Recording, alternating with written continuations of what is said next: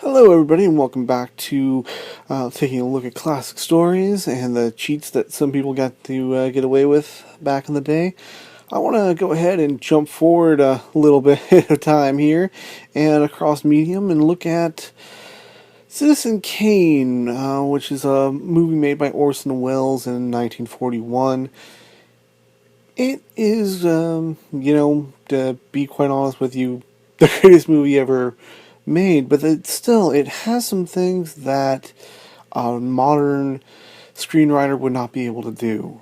What I want to look at is just how quickly he's able to move, not just between scenes, but just across time, and is able to and we're able to know instantly, where we were and where we are now with, the barest minimalist of what you would need for connective tissue. The greatest examples, are the opening newsreel, which you get to see his entire life, thrown at you, that then later the movie builds around, so you know what the framework is. News on the march! For 50 years flowed in an unending stream the wealth of the earth's third richest gold mine. Famed in American legend is the origin of the Kane fortune. How to boarding house keeper Mary Kane, by a defaulting boarder in 1868, was left the supposedly worthless deed to an abandoned mine shaft, the Colorado lode. Twice married, twice divorced. First to a president's niece, Emily Norton, who left him in 1916. Died 1918 in a motor accident with their son. 16 years after his first marriage, 2 weeks after his first divorce, Kane married Susan Alexander, singer at the Town Hall in Trenton, New Jersey. For wife two, one-time opera singing Susan Alexander, Kane built Chicago's Municipal Opera House. Cost $3 million. Conceived for Susan Alexander Kane, half finished before she divorced him, the still unfinished Xanadu. Cost? No man can say. The other example I want to look at is a very small thing. In fact, it's so small, it's you almost have to look for it, but you don't notice it right away.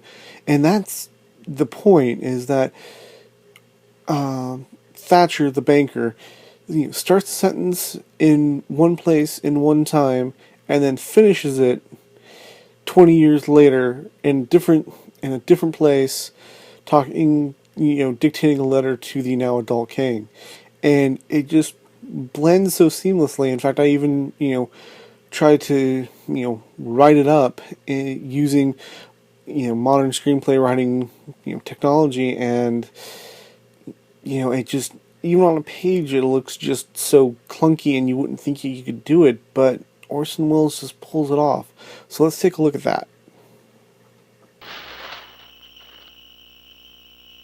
Well, Charles, Merry Christmas. Merry Christmas. And a Happy New Year. In closing, may I again remind you that your 25th birthday, which is now approaching, marks your complete independence from the firm of Thatcher and Company, as well as the assumption by you of full responsibility for the world's 6th largest private fortune. Well, there you go. As you can see, that is much cleaner, much simpler, much sharper than what you would, in theory, have to write with a lot of other words. You have to end on an action here, and then start with an action. But instead, Orson Welles seems to have this clarity that he can just end a sentence in one time period and instantly start it in another period, no action in between, just Merry Christmas and a Happy New Year 20 years later. It is beautifully simplistic and really almost impossible to duplicate, because it is just so simple, and yet it conveys so much information, makes such a leap of time, does everything that it needs to do to a point where you're either going to be imitating it or you're going to have to try to figure out a way to do something completely different. if you had something similar come up in a current movie. And that's kind of the impact that Orson Welles has had on film. Even today, this movie is 73 years old at the time I'm making this video. And it still is quite relevant to how people make movies. So, thank you.